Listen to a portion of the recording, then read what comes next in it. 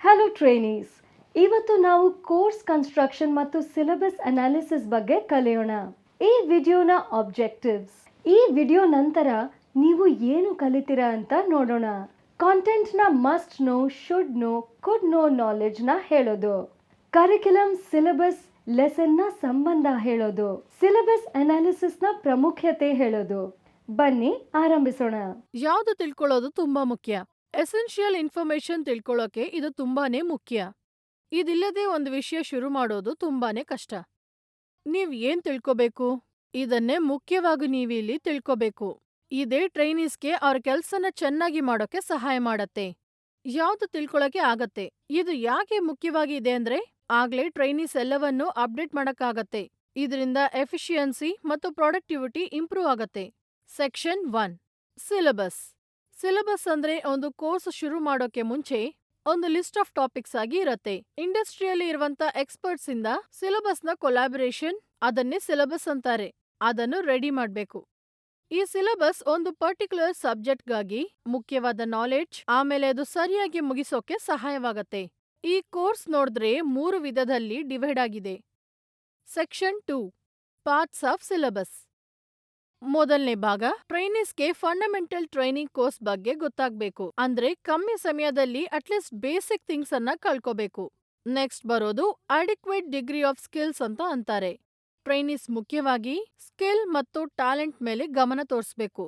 ಈಗ ಮೂರನೇದು, ಕೋರ್ಸಿನ ಈ ಭಾಗದಲ್ಲಿ ಪ್ರಾಕ್ಟಿಕಲ್ ಟ್ರೈನಿಂಗ್ ಮತ್ತು ಅನುಭವದಲ್ಲಿ ಕಲ್ತ್ಕೊಳ್ಳೋದ್ರಕ್ಕೆ ಮುಖ್ಯತ್ವ ಕೊಡ್ತಾರೆ.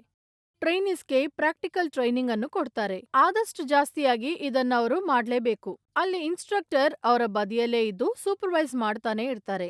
ಈ ಪ್ರಾಕ್ಟಿಕಲ್ ಟ್ರೈನಿಂಗ್ ಬಂದು 1/6 of the total training period ಆಗಿರತ್ತೆ. ಅದಕ್ಕೆ ಸಮಯ ಕೊಡ್ಬೇಕು. Section 3, curriculum. ಇದು ಒಂದು ಕೋರ್ಸ್ ಆಫ್ ಸ್ಟಡಿ. ಸ್ಥಾನ, ಎಕ್ವಿಪ್ಮೆಂಟ್ಸ್, ಆಮೇಲೆ ಆ ಗೋಲ್ಸ್ ಅನ್ನ ಪಡೆಯೋಕೆ ಇರುವಂತ ಪ್ಲಾನಿಂಗ್ಸ್, ಎಕ್ಸ್ಪೆಕ್ಟೇಷನ್ಸ್, ಟೂಲ್ಸ್, ಕಲ್ತ್ಕೊಳ್ಬೇಕಾದಂತ ವಿಷಯಗಳನ್ನ ಇದು ಎವ್ಯಾಲ್ಯೂಯೇಷನ್ ಮಾಡತ್ತೆ. ಇದು ಪ್ಲಾನ್ ಮಾಡಿರುವಂತ ಫ್ರೇಮ್ ವರ್ಕ್ ಥಿಯರಿ ಅಥವಾ past and present professional practice ಅಂತಾನೂ ಹೇಳ್ಬೋದು. ಇದನ್ನು ಪ್ಲಾನ್ ಮಾಡಿ ಮಾಡ್ತಾರೆ. ಇದರಲ್ಲಿ ಟ್ರೈನಿ ಮತ್ತು ಇನ್ಸ್ಟ್ರಕ್ಟರ್ನ ಸೌಕರ್ಯಕ್ಕಾಗಿ ಪೂರ್ತಿ ಅಕಾಡೆಮಿಕ್ ಇಯರ್ ಅಲ್ಲಿ ಎಲ್ಲ ಆಕ್ಟಿವಿಟೀಸ್ ಅನ್ನ ಅರೇಂಜ್ ಮಾಡಿ ಕೊಡ್ತಾರೆ. ಎಲ್ಲ ಸೌಕರ್ಯಗಳು ಮಾಡಿಕೊಡ್ತಾರೆ. Section 4, necessity of analysing syllabus. ಅನಗತ್ಯ ಇನ್ಫಾರ್ಮೇಶನ್ನ ತೆಗೆಯೋಕೆ, ಕೆಲಸಕ್ಕೆ ಬೇಕಾದಂತ ವಿಷಯಗಳು ಮಾತ್ರ ಕಾನ್ಸಂಟ್ರೇಟ್ ಮಾಡಕ್ಕೆ, ಕಷ್ಟವಾದ ವಿಷಯವನ್ನು ಈಸಿಯಾಗಿ ಕಲ್ತ್ಕೊಳ್ಳೋಕೆ, ಇನ್ಸ್ಟ್ರಕ್ಷನಲ್ ಮೆಟೀರಿಯಲ್ಸ್ನ ಪ್ರಿಪೇರ್ ಮಾಡಕ್ಕೆ, ಸರಿಯಾದ ಪದ್ಧತಿಯಲ್ಲಿ ಕಲ್ಸ್ಕೊಡಕ್ಕೆ ಸಹಾಯ. Section 5, syllabus analysis. ಒಂದು ಸಿಲೆಬಸ್ನ ಅನಾಲಿಸಿಸ್ ಮಾಡೋದು ತುಂಬಾ ಮುಖ್ಯ. ಯಾವ ಪಾಠ ಹೇಳ್ಬೇಕು, ಯಾವಾಗ ಹೇಳ್ಬೇಕು, ಎಷ್ಟು ಹೇಳ್ಬೇಕು, ಈ ತರದ ಸಿಲೆಬಸ್ನ ನೀವು ಪ್ರಿಪೇರ್ ಮಾಡ್ಕೋಬೇಕು. ಇದು ತುಂಬಾ ಮುಖ್ಯವಾದದ್ದು. ಸಿಲೆಬಸ್ನ ಅನಾಲಿಸಿಸ್ ಮಾಡೋದು ತುಂಬಾ ಮುಖ್ಯ. ಇದರಿಂದ ಕಲಿಸುವಂತದ್ದು ಮತ್ತು ಕಲ್ತ್ಕೊಳ್ಳುವಂತದ್ದು ಒಂದೇ ಸಮಯದಲ್ಲಿ ಎರಡೂ ತುಂಬಾ ಈಸಿ ಆಗತ್ತೆ. ಯಾವಾಗ್ಲೂ ನೀವು ಬೇಸಿಕ್ ಇಂದನೇ ಶುರು ಮಾಡ್ಬೇಕು. ಅದು ಸ್ಟ್ರೈಟ್ ಆಗಿಯೂ ಇರಬೇಕು. ಆಮೇಲೆನೆ ಕಷ್ಟವಾದದ್ದು ಟಚ್ ಮಾಡ್ಬೇಕು.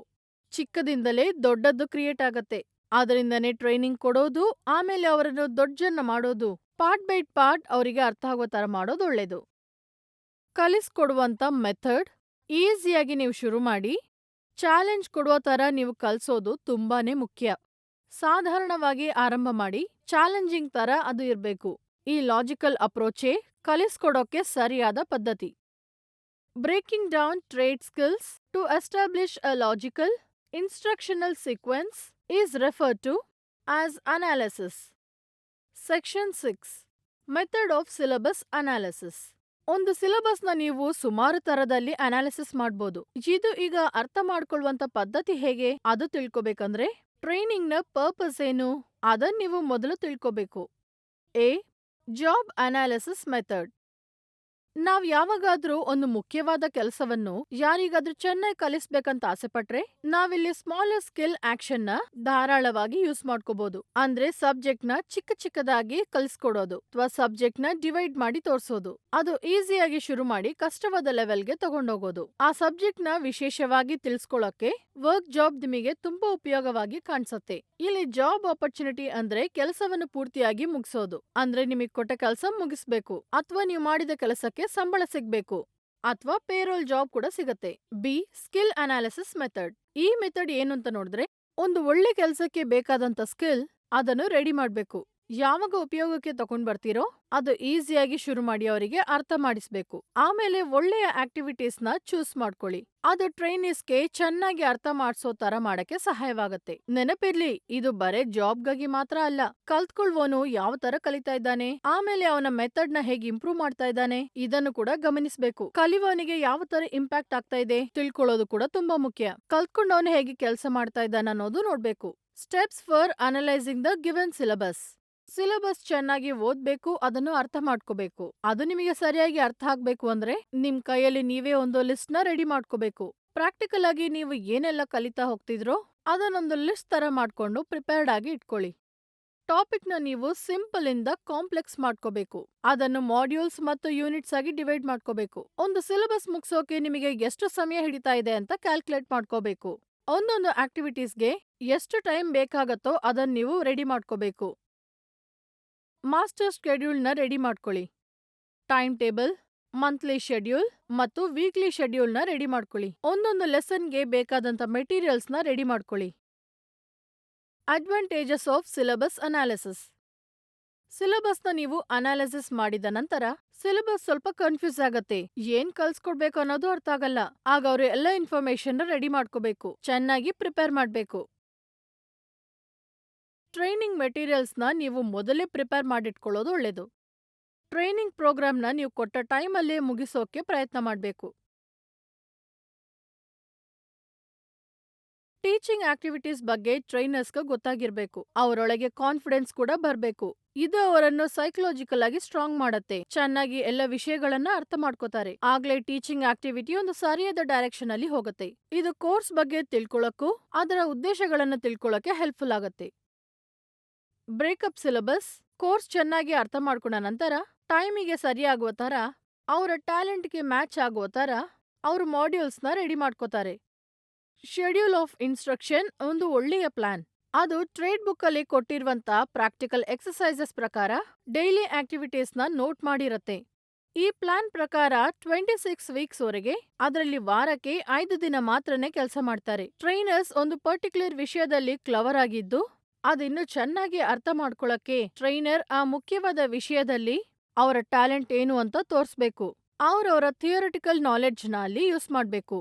ಇನ್ಸ್ಟ್ರಕ್ಟರ್ಸ್ ಸಿಲೆಬಸ್ ನ ಅನಲೈಸ್ ಮಾಡ್ತಾರೆ. ಈಸಿಯಾಗಿ ಶುರು ಮಾಡಿ ಕಷ್ಟವಾದ ವಿಷಯವನ್ನು ಟಚ್ ಮಾಡ್ತಾರೆ. ಪ್ರಾಕ್ಟಿಕಲ್ ಆಗಿ ಮತ್ತು ಡೀಟೇಲ್ಡ್ ಆಗಿ ಹೇಳ್ಕೊಡಕ್ಕೆ ಟ್ರೈ ಮಾಡ್ತಾರೆ. ಸಿಲೆಬಸ್ ನ ಸ್ಪ್ಲಿಟ್ ಮಾಡಿದ ನಂತರ ಇನ್ಸ್ಟ್ರಕ್ಟರ್ಸ್ ಒಂದೊಂದು ವಿಷಯವನ್ನು ಚೆನ್ನಾಗಿ ಬರೆದು ಒಳ್ಳೆಯ ಟಿಪ್ಸ್ ನ ಜೊತೆ ಎಲ್ಲವನ್ನು ನೋಟ್ ಮಾಡಿ ಇಟ್ಕೋತಾರೆ. ಅದನ್ನ ಯೂಸ್ ಮಾಡೋಕೆ ಸರಿಯಾಗಿರೋ ತರ ಎಲ್ಲವನ್ನು ಕ್ಲಿಯರ್ ಆಗಿ ಇಟ್ಕೋತಾರೆ.